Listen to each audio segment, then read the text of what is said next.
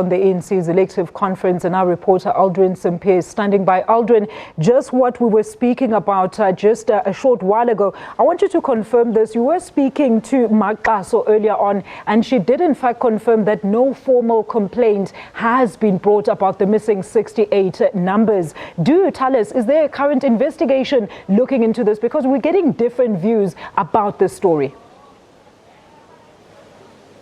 Well, certainly that's what she's indicated, that no formal complaint has been brought to them or that they are aware of at this moment. As far as they're concerned, it's just mere allegations. We know that the steering committee has been meeting since the early hours of the morning to find an outcome on this debacle, really. Like, what happens now? Are these 68 or 63 votes missing? Where are these votes? Are these really quarantined in an envelope? Why can't it be opened? Why can't they be included amongst the other ballots and so forth? And those are the issues that we still wait for the steering committee to come to bring an outcome on the decision that they've taken. But also I indicated earlier on that we've seen reports that the councils of some of the factions have been put on standby just in case that they need to go to the conference, just in case rather that they need to challenge this in a court of law. And just to speak about the conference, I have another veteran of the ANC here, Reverend Frank Chikane. Just a quick overview of this conference that is taking place. We started with this conference with a lot of court cases, and now we hear arguments that there could be another court case challenging this particular conference. Just your take as the veterans and what you've observed so far. Well, I think the Veterans League is dealing with that matter in a much more formal way. In my view, I mean, the conference started well. They dealt with the court challenges in a wise way to make sure the conference gets on the way.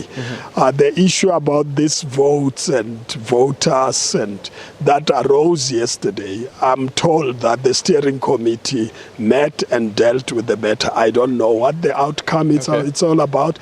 But for me, I mean, I've run elections. I was in the Electoral Commission in 1994. This is a very simple matter. If people have not met particular requirements in terms of the electoral law or there are doubts, you allow them to vote, but you seal the votes until the dispute is being resolved. And a dispute like that, you don't delay for too long. Actually, I would have dealt with it yesterday and closed the matter. I mean, if somebody comes and says, I'm a voter here, you've got the branch leaders here, you've got the region, you've got the province, you've got the national leadership. You can sort it out here and identify the people. If they are indeed voters, then of course you open the box and count. That's all you need to do. So this is not uncharted territory? No, I mean, it happens in any election all the time. If there's a dispute, somebody comes and the ID doesn't look like the ID you can recognize, you say no, but your name is in the list and etc. There are always questions. Where there is doubt, you allow them to vote because you don't want to come later and say come and vote.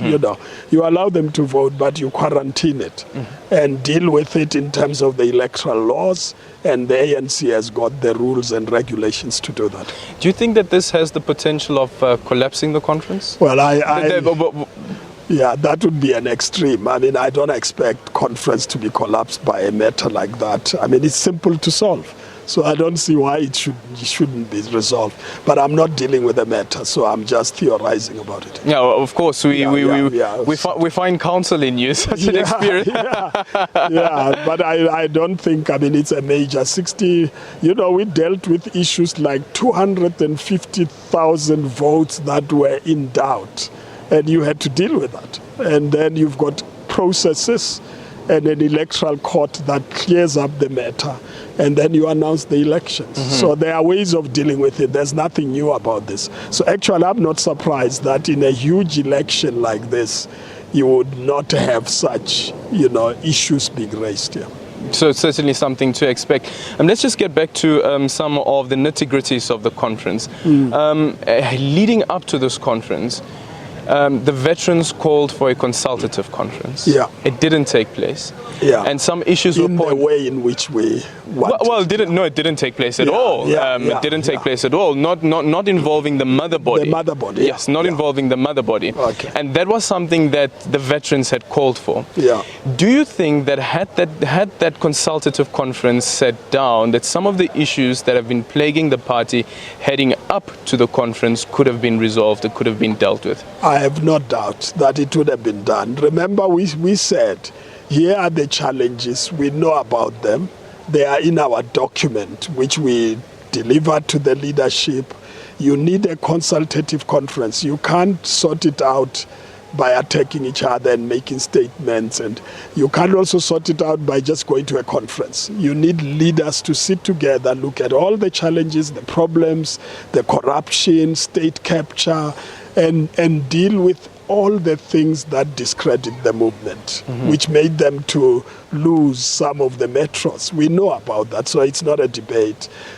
But people had differences, and there are those, by the way, and the Secretary General made it clear here in his report, that there are differences even about the issues about state capture. He came on into the public. Yep. So there are people who don't believe there's state capture here. There are people who don't believe there's corruption. So if you have that type of difference, then you need the leaders to meet and say, what is the real problem? If you fail, we then said, well, the members of the ANC must deal with this matter. That's why we held our own national consultative conference to clarify our minds, and we communicated as widely as possible so that when the members come to the conference, they would know that these are the challenges they need to deal with, and they've got only one chance to solve this thing and make sure that firstly we elect leaders who will be committed to deal with each one of the problems and clean up the organization. Mm-hmm. Yeah. Do you think that some of those issues that you've raised, some of the issues that were raised at the consultative conference that was held by the veterans, led by the veterans, that there's an opportunity in this conference to deal with some of those issues? To get finality on some of those issues? Well, we loaded these issues into some of the branches, most of the regional structures, provinces, even the national executive. We send every member of the NEC our document. So what you see here is things we have worked on already. So they are not coming to discuss these matters for the first time. That's why you can see a different approach among some of the delegates who are saying we need to fix this. Unfortunately, there's been a delay about commissions. Now they have started, and they are dealing with the issues in terms of the challenges we are facing, organizational renewals, tactics, strategy and tactics. And we are hoping that at the end, a product that will come out will help the movement to change. But I should also say that the Veterans League leadership, who are at formal structure of the organization, have loaded the system within. They are interacting in every one of the commissions, and we are expecting that they will be able to make the contributions that they need to make. Our hope is that when we leave here by tomorrow, we'll have an NEC that will be able to face the challenges squarely, deal with them irrespective of the consequences, for the sake of the movement and for the sake of the people of South Africa. What are some of those challenges? Well, we know the challenges. The challenges is that there are people who get into leadership for their own interest, people who get corrupted, state capture. I've never seen a situation where you've got enough evidence. If you look at the ESCOM story, you've got enough evidence to charge people, but nobody even investigates about it. Nobody charges anybody. At some point, even the ANC accused the minister, Len Brown, of perjury. Yeah. So the problem is that if you've captured the state, you've got the police captured, can't do what they are supposed to do. I've talked to some of the police because they had to come and talk to me about other things. And they say it's difficult to do their job. And then you've got a national prosecution authority that doesn't prosecute. You've got an intelligence services that has got rogue elements that get used for illegal. And I'm saying some elements, because there are good people within our intelligence services. And then you've got departments and you've got, state entities. We have to, even ordinary people know what's happening in this country. I mean, they've got enough evidence. There's no reason why we have not charged a single person and say, you can't rob the nation. And I think all of us know. I mean, when you go to the hotel, when people live here, meet people, they tell you the same story. And so the ANC has got a mountain to climb, and it has to climb this mountain before 2019. The South African Council of Churches has actually come out with with an initiative, Unburdening. Yeah. A process of unburdening. People they come through with evidence and so forth. Has that been able to assist? It has been. I mean, I must tell you, I've learned a lot about the unburdening panel. When we did it at the beginning, I wasn't very sure. I mean, here's a party that says people who have information come and give us the info. Then people go to the church and say, no, we can't give them the info. We are not sure about our safety, security. Would like to come to you. So we set up the unburdening panel. I was amazed about how many people went through that process. I mean, almost everyone who went through the Madonsela process, public protector, went through that, and more others. You know, there were 3 types of people who went there, and they gave the information. I mean, it's frightening when you actually walk through that information. There is no reason why people have not been charged. By the way, I have a view that we can't use a commission to actually use it to stop people charging anybody. You don't need a commission. If you've got evidence to charge a person, you charge the person. You don't form a commission. And the investigation should continue. Yeah, the commission, it's about things that are uncertain. You want to clarify issues, that's fine. But you can't say, I killed a person yesterday, don't arrest him until we finish a commission of inquiry about that. Let me speak to you about your previous work that you've done in the presidency. The accusation around political interference in state institutions, like the NPA, for instance, under Thabo Mbeki, there had been these accusations, the Scorpions as well. There were accusations of political interference. Do you think that the issues of political interference stem from there? Yeah, you know, I don't want to do this unfortunate thing of comparisons about Mbeki's time and Zuma's time. It doesn't help us. The problem, the issue is that the challenges we are facing came through progressively. If you take corruption, I've written about it. I raised the matter during the Mandela's time, because I was there during Mandela's time, and said the old is corrupting the new. Because if you don't want to be charged, you just corrupt the people who are supposed to charge you. And then you neutralize them. And so you could see it coming. There were accusations about use of state organs. I mean, I got involved in that case that was, put up, and it unfortunately had to do with the 2 principals.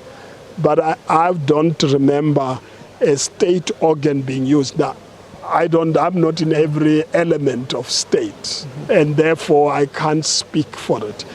But there's a difference between corruption, where people rob the system, use underground methods to do corruption, and corruption that's done openly and it's allowed.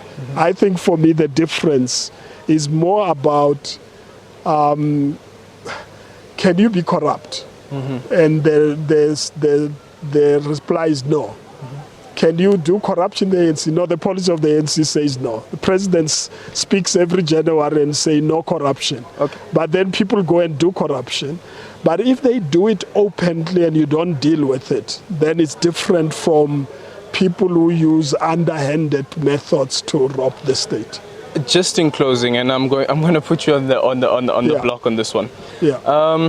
You've written about 8 days in September about the removal of former President Thabo Mbeki. And I want to ask you this, because this discussion has now come up whether the new NEC that will be coming in should be recalling the current president. Yeah. Do you think in the handling of the recalling of Thabo Mbeki that there should be lessons that are drawn from that experience that this current leadership should be taking into consideration? Well, I mean, you learn from history. Anybody who doesn't learn from history can't actually move into the future. I've written that book because I felt it was important to record that history and indicate the challenges we faced so that when a thing like that happens in future, people would know exactly what to do. Indeed, there are lessons to be learned, but you know, the circumstances are not the same. I mean, that's the reality. The circumstances are not the same. The issue of Mbeki had to do not more with state, but it was about party. Yeah, if you look at it carefully, it was more about the party dynamics much more than state dynamics. In this case, you are dealing with state dynamics, which then impact on the party.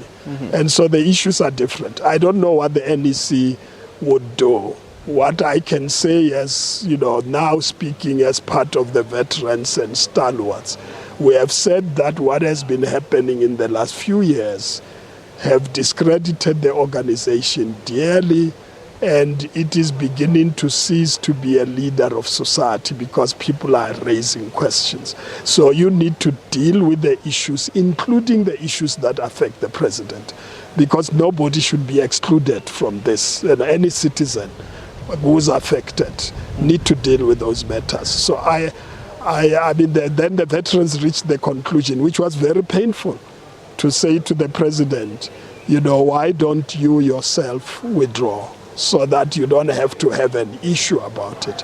But obviously we never succeeded to do that. Yeah. So it will depend, of course, on the NEC how to deal with this issue heading forward. Because if you look at the NEC nominees, that there are some of those people who have been calling on the president to resign, some of them who have been actively campaigning for the president to resign inside the NEC, the likes of Derek Hanekom. What happens now going forward? It's definitely a huge task that the incoming NEC of the party will be facing. But of course, we'll have to wait and see what happens with the outcome of the steering committee, whether there'll be a rerun of the elections or whether there'll be a recount of the votes that were cast earlier on, and how it will impact on the election of the ANC's 80-member NECs. Back to you in studio. Thank you so much. To our reporter on the scene, Aldrin Sampi, and of course he was joined by Reverend Frank Chikane, who made a very important point there, who says that the consultative conference that was called by veterans before the actual NEC could have been very pivotal in ironing out some of the issues that were currently plaguing the ruling party, even now, as we've heard about the 68 missing numbers or not missing numbers. Apparently at this stage we have confirmation that no formal complaint has been laid, of course, with the electoral body about this or the party itself. And that officially concludes today's biggest news. Thank you so much for joining us.